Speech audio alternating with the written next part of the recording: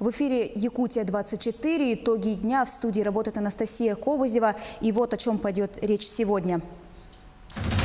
Новые указы руководителя региона. Действующий состав Кабинета министров сложил полномочия. Сформирована новая структура правительства региона. 4 дня нелетная погода. В Уснере из-за осадков временно прекращены рейсы как на прилет, так и вылет. Пассажиры задержанных маршрутов ожидают разрешения ситуации в аэропорту Якутска. В столице сегодня пожар охватил дом Арчи. Людей эвакуировали, пострадавших нет. Какой ущерб огонь успел нанести святыне якутов? Решить проблему нехватки кадров в районных школах призваны молодые специалисты. В Ленск прибыли новые учителя, только закончившие университет. Улыбки детей, спортивный настрой и первые успехи. В поселке Беркатит Нюрнбергского района открыли новый фитнес-комплекс. Алроса завершила строительство дома для сотрудников. Компания таким образом планирует привлечь новых специалистов в ГОК «Удачный» и Верхнемунское месторождение. Новые арт-объекты в столице. На одной из многоэтажек Якутска появилось изображение богини Айгыт.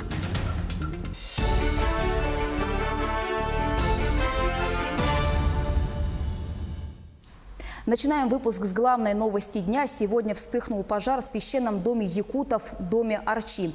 Возгорание произошло в столице примерно в 12:30. Люди, находившиеся в этот момент в здании, были вовремя эвакуированы. Никто из них не пострадал. Но огонь успел повредить священное дерево Алукмас. Что стало причиной пожара и какой еще урон нанесен дому Арчи, в репортаже Дмитрия Тымырова. Обеденный перерыв стал для работников духовного центра испытанием на прочность.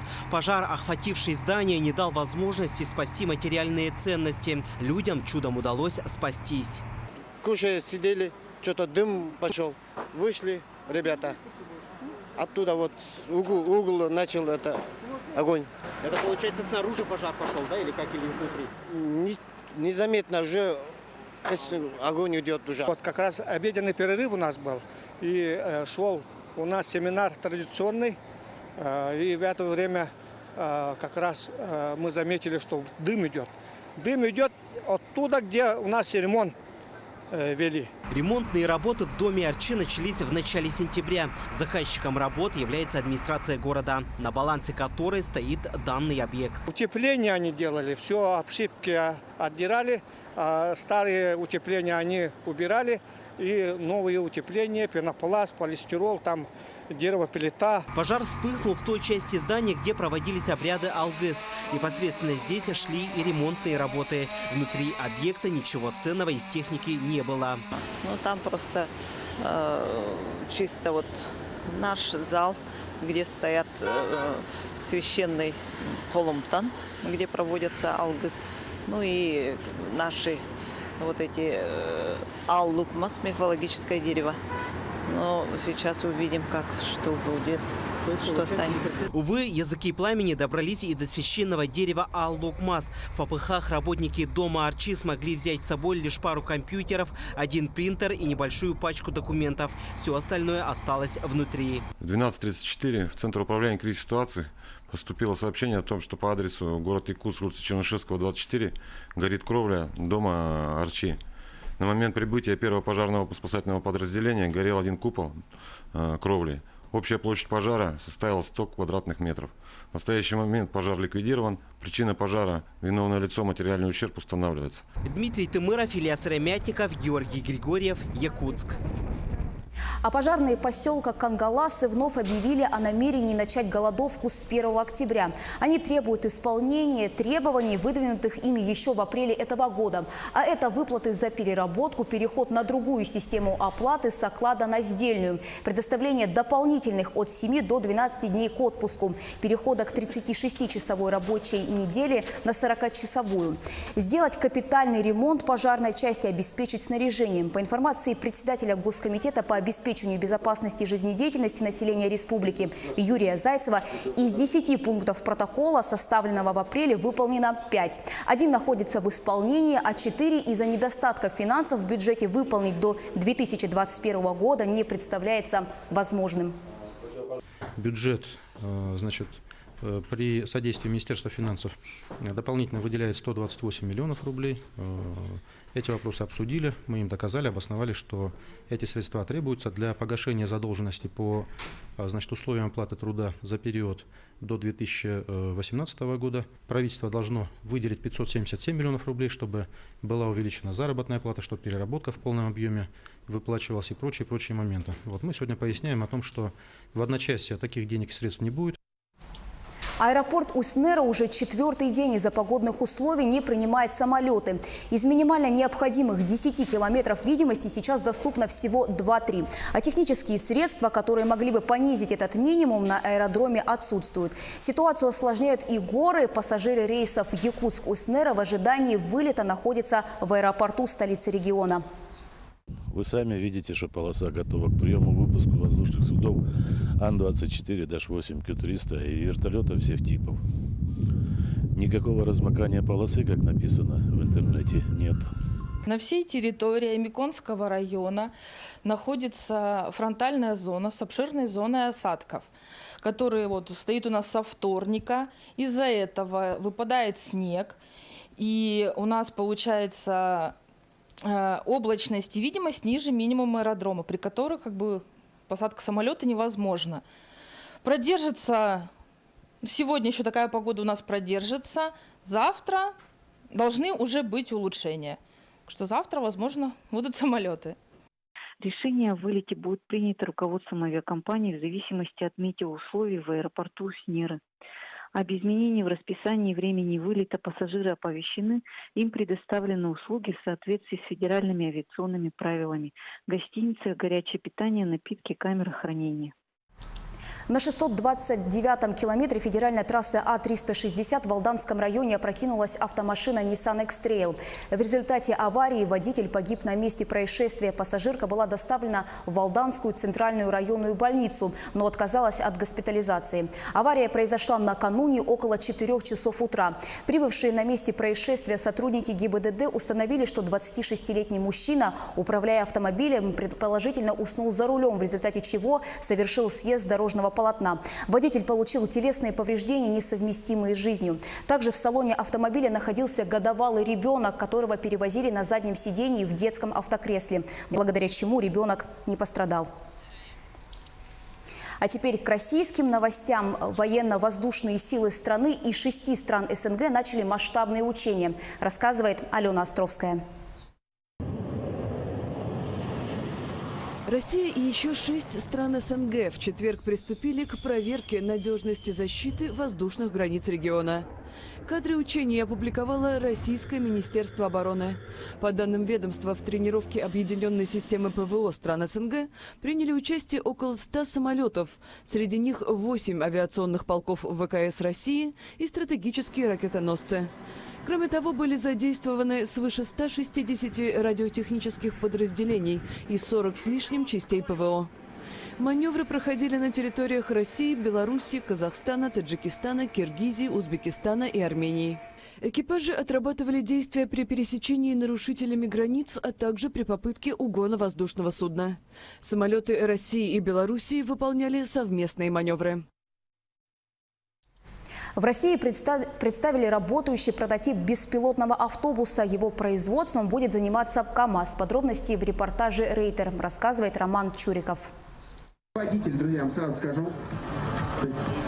КАМАЗ, едущий без водителя по улице города, сейчас может вызвать ужас всех окружающих. Но скоро это может измениться. Производитель грузовиков из Набережных Челнов и автомобильный институт НАМИ представили в Сколково первый в России автономный автобус. Беспилотник может вместить 12 человек. Внутри все блага современной цивилизации. Кнопки для остановки по требованию, USB-зарядки и Wi-Fi. Максимальная скорость прототипа 40 км в час. Однако в перспективе КАМАЗ без водителя будет разгоняться до 110. Эти машины можно будет использовать как автобус или такси. Но не опасен ли такой участник уличного движения? Двукратный победитель ралли «Дакар» Фирдаус Кабиров рассказал, как именно будут контролировать КАМАЗы без водителей. Диспетчерский пункт от всех беспилотных автомобилей должен получать информацию о состоянии автомобиля, о ситуациях возможных, которые бывают на дорогах. Они будут и с беспилотными автомобилями, различные непредвиденные ситуации, внештатные ситуации. И в связи с этим нам нужна бесперебойная связь. Даже более того, просто если связь теряется с автомобилем, автомобиль останавливается и перестает двигаться. Это просто уже необходимо с точки зрения безопасности. На улицах городов эти самостоятельные КАМАЗы могут появиться не ранее 23-24 годов, говорят производители. Во-первых, в России еще нет сети 5G, необходимой для связи с автобусами. Во-вторых, нужно провести ходовые испытания. Наконец, в-третьих, в стране пока нет законодательства, регулирующего беспилотный транспорт и технического регламента для него. Так что если вы в ближайшее время все же увидите КАМАЗ, движущийся без водителя, сообщите в полицию. И мы продолжаем. Действующий состав правительства республики сложил свои полномочия. Соответствующий указ сегодня подписал руководитель региона Айсен Николаев.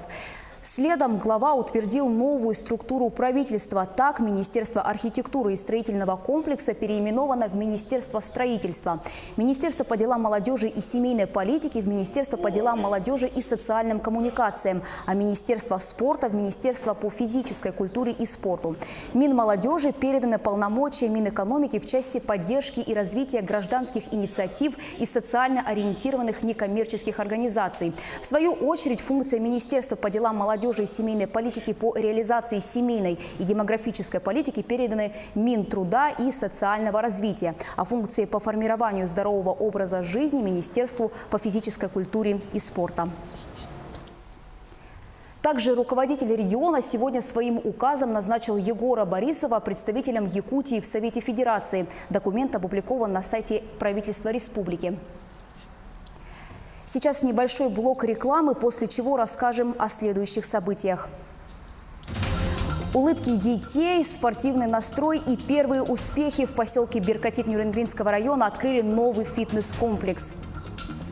48-й сезон Государственного театра оперы и балета открылся оперой «Князь Игорь». Какие мероприятия запланированы в новом сезоне? «Обнимись и улыбнись». В Ленске волонтеры подарили людям приятные минуты, устроив акцию «День обнимашек».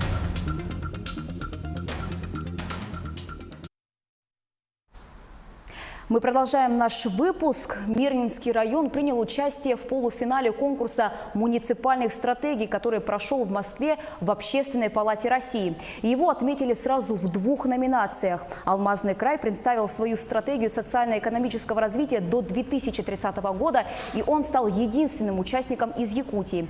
Как победитель одной из номинаций Мирнинский район примет участие в форуме стратегов, который состоится в октябре в Санкт-Петербурге. Устранить нехватку кадров в районных школах призваны молодые специалисты. В Ленскую школу прибыли 6 выпускников университетов, чтобы обучение детей проходило в соответствии со всеми стандартами. С одним из молодых педагогов пообщалась Анна Кожевникова. Первый раз в первый класс, и не только в первый. В школу номер 3 города Ленска прибыло 6 молодых педагогов. И это больше, чем 1/3 часть от общего количества учителей, пополнивших образовательные учреждения Ленского района в этом году. Hello, how are you? С доброжелательного приветствия начинает свой урок молодой специалист Вероника Дмитриевна. Еще месяца нет ее педагогическому стажу. Она в этом году окончила университет и прибыла в Ленск. Я родилась в городе Ленске, но проживала в городе Мирном, обучалась по линии Министерства Республики Саха-Якутия в Новосибирском государственном педагогическом университете на факультете иностранных языков. Окончила в этом году и приехала работать с 1 сентября в 3-ю школу.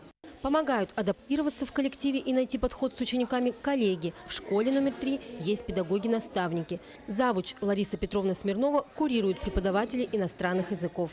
В этом году у нас небывалый такой подъем, у нас пришло 6 педагогов. Из них 4 педагога – это новые специалисты английского языка, специалист математики, ну и новые специалисты по физкультуре. Для привлечения учителей в школы Ленского района разработаны программы на местном муниципальном уровне по поддержке молодых специалистов. Это и первоначальный подъемный капитал, и предоставление жилья. Но, как отмечает руководство управления образования, даже на такие условия мало желающих. У нас это большая проблема не только в нашем районе, а вообще по всей республике. По всей республике достаточно критичная цифра по вакансиям. Это около 1000 педагогических работников нам не хватает. Большая проблема, конечно, в сельских образовательных учреждениях, потому что молодые специалисты, как вы понимаете, люди сейчас достаточно амбициозные, они хотят все и сразу, не хотят печное отопление, хотят благоустроенное жилье. И поэтому сейчас молодежь очень сложно заманить в село. Однако в этом году удалось пополнить педагогические ряды не только в городских школах номер 1, 2, 4, 5, а также в селах Натора и Турухта. Сотрудники управления образования продолжают поиск и привлечение молодых учителей круглогодично. Двери школ Ленского района всегда открыты не только для учеников, но и для преподавателей. Особенно таких основных предметов, как русский язык, математика, физика, нехватка которых остро ощущается в последнее время. Анна Кожевникова, Виталий Андреев, Ленск. Материально-техническая база Алданского политехникума улучшается. В этом году пополнился автопарк.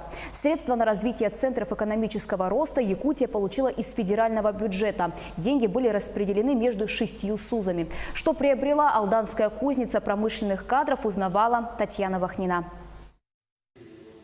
Этот компактный и простой в обслуживании автогрейдер появился в гараже Алданского политехнического техникума в наступившем учебном году. Студенты, осваивающие специальности, связанные с тяжелой техникой, уже ознакомились с основными принципами его функционирования. Задач, возлагаемых на автогрейдер, масса. Он будет использоваться для расчистки автодрома, а также для уборки снега как на территориях учебных корпусов, так и на улицах города.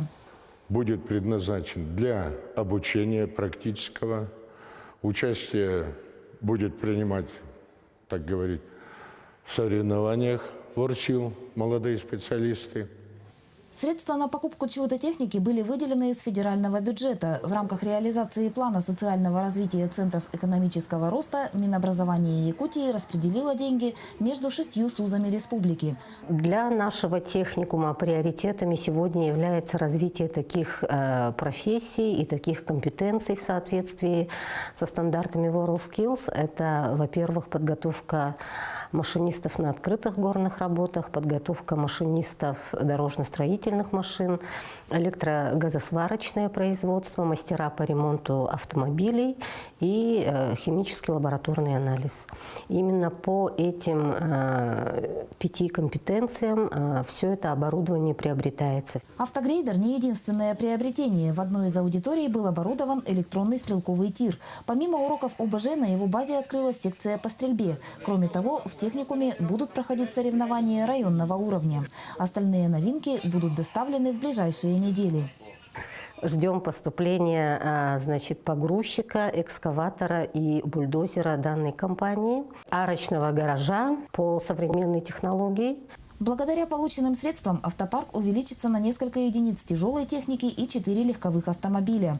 Помимо закупленных новинок, в этом году одним из золотодобывающих предприятий техникуму был передан бульдозер. Татьяна Вахнина, Сергей Шипачев, Алдан. Алроса закончила строительство дома для сотрудников компании в Удачном в Якутии. Завершено строительство жилого 5-этажного 4-секционного дома. Финансирование проекта составило около 700 миллионов рублей. Квартиры полностью оборудованы всем необходимым, включая мебель, сантехнику, телевизор и холодильник. В доме 130 квартир, 80 однокомнатных, 10 двухкомнатных, 12 трехкомнатных и 28 четырехкомнатных.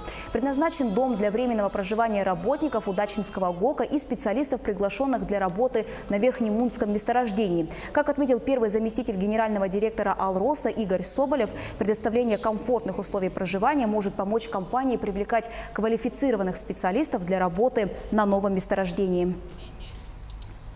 А в поселке Беркатит Нюрнгринского района состоялось открытие нового фитнес-комплекса. Побывала на открытии и наша коллега Александра Цыбикова. Спортивную площадку построила компания «БелАЗ-24», центр технической поддержки, который находится на территории поселка. Напомним, год назад в Нюрнбергском районе официальный представитель белорусского автозавода компании ООО «БелАЗ-24» ввел в эксплуатацию центр технической поддержки карьерной техники «БелАЗ». Благодаря такому подарку в Беркоките появилась первая универсальная спортивная площадка. Завод сегодня отмечает 70 лет, то есть это большая дата для него. Он организован был в 1948 году. Мы понимаем, что все-таки то поколение, которое росло, оставило очень хороший след. И мы сегодня также хотим, скажем так, что-то оставлять за собой. На открытии присутствовали ученики начальной и средней общеобразовательной школы номер 22, молодежь, активно занимающаяся спортом, а также тренера, общественные деятели и представители районной и поселковой администрации. Конечно, это очень хорошо, это мотивация. Люди, с каждым днем все больше и больше людей у нас в Берките занимается спортом. Хотелось бы еще, чтобы больше у нас было спортивных площадок, таких как площадки для уличного спортивного воркаута, турники, брусья.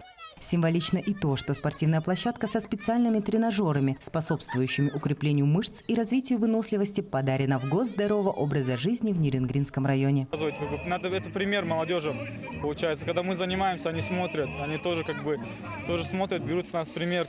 И очень это хороший очень пример, даже я бы так сказал. Я считаю, что нужно, чтобы были бы еще такие тренажеры, и я буду приходить с друзьями сюда и тренироваться. День открытия спортивной площадки удался на славу. Улыбки детей, спортивный настрой, первые успехи и просто возможность больше времени посвящать здоровому образу. Александра Цыбикова, Аял Амосов, Нюрнберг. А в поселке Беркотит Нюрнбергского района состоялось открытие нового фитнес-комплекса. Побывала и на открытии наша коллега Александра Цыбикова.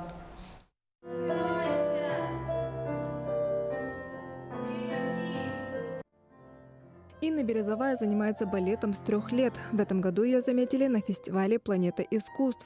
И девушка получила путевку в Международный детский центр «Артек» на танцевальную смену. Восторгу не было предела. Там были профессионалы своего дела, что сами участники, что хореографы. Вот, к примеру, она, к сожалению, не входила в число наших хореографов, но она была приезжим артистом, Илза Лиепа. Работа с ней, смотреть, как она занимается даже на репетициях, как она выкладывается, это еще больше опыт. Свой опыт Инна копила 14 лет. Путь на большую сцену начинался в детском театре балета «Алмазы Якутии», который работает во Дворце культуры «Алмаз». Здесь знают, как вырастить звезду. С детьми работает более 20 лет. Сегодня здесь 26 кружков и клубов для детей и взрослых. 1 октября 1998 года Дворец культуры «Алмаз» одним из первых вошел в состав культурно-спортивного комплекса акционерной компании «Алла Росса». В настоящее время у нас занимаются 12 творческих коллективов, 11 клубных формирований и 3 подростковых клуба. В структуру культурно-спортивного комплекса входит и дворец спорта «Кимберлит». Здесь куют настоящих спортсменов. В секциях занимается более 1000 детей. Кто-то уже выступает на российских соревнованиях, а кто-то только познает азы спорта. Самая, наверное, многочисленная секция – это секция футбола, потому что дети занимаются от 1 до 11 класса, скажем так. Практически все секции, которые существуют детские, есть аналоги взрослых. Легкая атлетика, шахматы, шашки. Также взрослые приходят заниматься. В целом, получается, фитнес, аэробику у нас здесь преподают.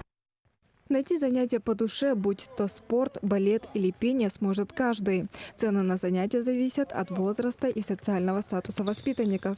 Например, детям из малоимущих, многодетных семей или люди с ограниченными физическими возможностями за месяц занятий заплатят 100 рублей. Для остальных плата не превысит 900 рублей. Анна Винокурова, Роман Ларин, телеканал «Алмазный край». 48-й сезон Государственного театра оперы и балета открылся оперой «Бородина. Князь Игорь» в постановке Андрея Борисова. В связи с этим в Якутск приехал директор Международной ассоциации оперных театров и фестивалей «Опера Европа» Николас Пейн из Лондона. Он поделился своими впечатлениями об опере Якутии, отметил, что она по-своему уникальна. По словам директора театра Сергея Сюльского, коллектив готовит грандиозные мероприятия в этом году. Это и премьеры крупных спектаклей, как «Корсар», Раймонда Григоровича «Трубадур», а также международный фестиваль балета «Стерх», а также юбилейный вечер оперной певицы Айталины Адамовой. Также в ее честь впервые намечается оперный конкурс.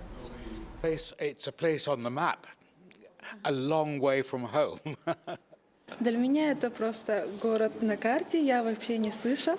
Я сделал большой путь, чтобы приехать сюда. Я читала, что зимой здесь очень холодно. But also that it's a huge nature reserve, really. Но более того, я слышу то, что в Якутии полезные ископаемые природные больше всего. Первокурсников в Якутске посвятили в кинозрители. Им рассказали о правилах поведения во время сеанса. Посетил необычный урок и наш корреспондент Артур Габышев.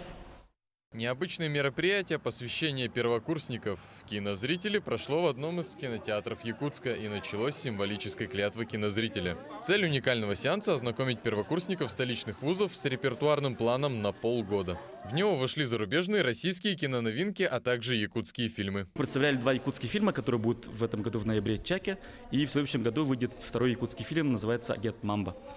Да, были создатели фильмов, режиссеры, продюсеры, актеры. Рассказали немножко и студентам про это, и показали эксклюзивный материал. Тизеры и немножко кадры из фильмов. Чтобы стать настоящим кинозрителем, студентам пришлось выучить и правила поведения в кинозале. Выключать звук в телефоне во время сеанса, не шуметь, уважать соседей и не только. Одно из самых важных правил поведения в кинозале – это бережное отношение к 3D-очкам, а также своевременная сдача контролеру после окончания сеанса. После инструктажа перешли к веселью, розыгрыш призов и игры. Активно участвовал весь зал, а собралось в нем 320 студентов. Мы пригласили студентов Северо-Восточного федерального университета, ЕГСХ, ЕИП и ЯТЭК.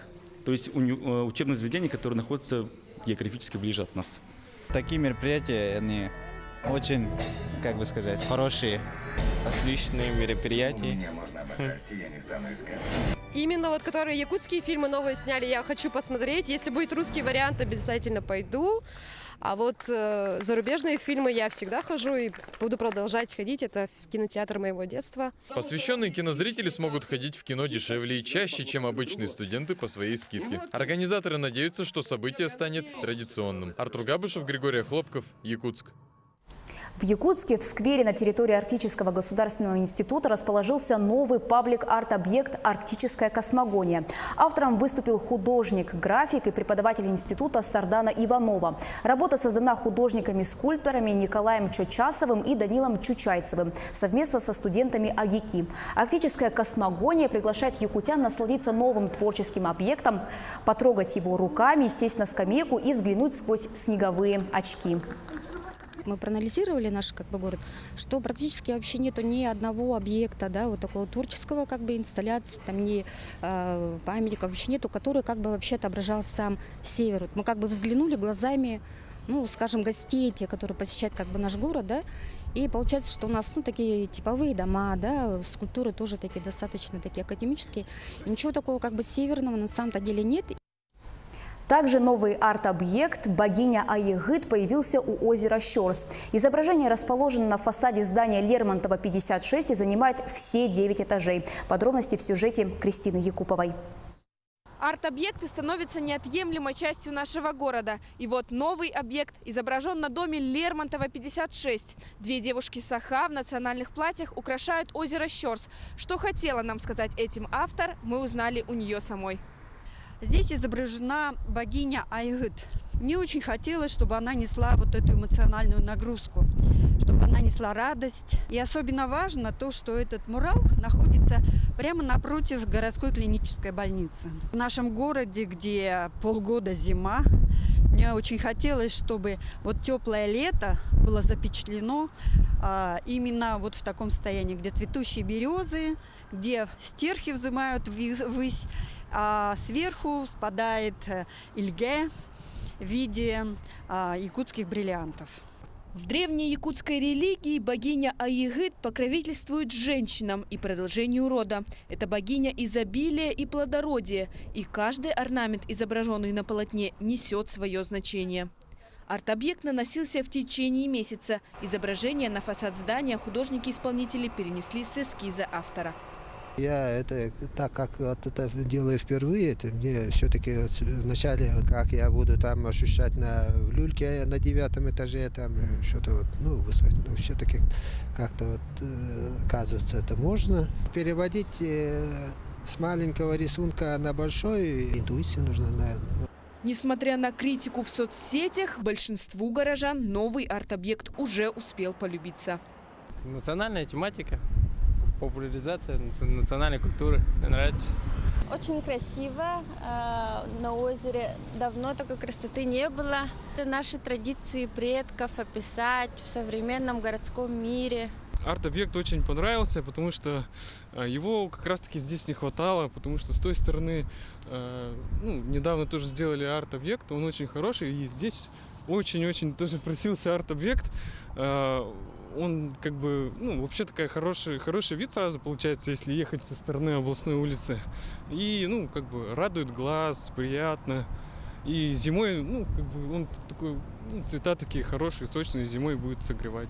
Новый мурал возник в рамках 5-й международной якутской биеннале современного искусства BY-18, которая проводится при поддержке Фонда президентских грантов страны. На сегодня это уже 6-й объект в Якутске.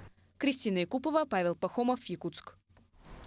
Волонтеры организации «Лучи Ленска» подарили добрые пожелания ленчанам. Погода в 4-й день недели добра, который посвятили Дню обнимашек, выдалась пасмурной и дождливой. Но ребят из волонтерского движения это нисколько не смутило. Облачившись в забавные костюмы, они направились в крупные торговые центры. По пути ребята обнимали ленчан и раздавали им добрые пожелания. Большая часть горожан, которых волонтеры встретили в торговых центрах, хоть сначала и смотрели с недоверием, потом все-таки принимали участие. Выслушав предложение обняться, люди улыбались и отвечали взаимностью. А получив после объятий еще и небольшой листок с пожеланиями, с интересом читали и благодарили ребят за позитивный настрой. Прошлой весной мы начали проводить День обнимашек на неделе добра. Ну и людям понравилось. И действительно вот в такие серые дни хочется с кем-то обняться. Ну и людям в принципе нравится, поэтому мы решили еще раз провести его. На этом наша программа подошла к концу. Мы продолжаем следить за развитием событий в республике и за ее пределами. Оставайтесь с нами.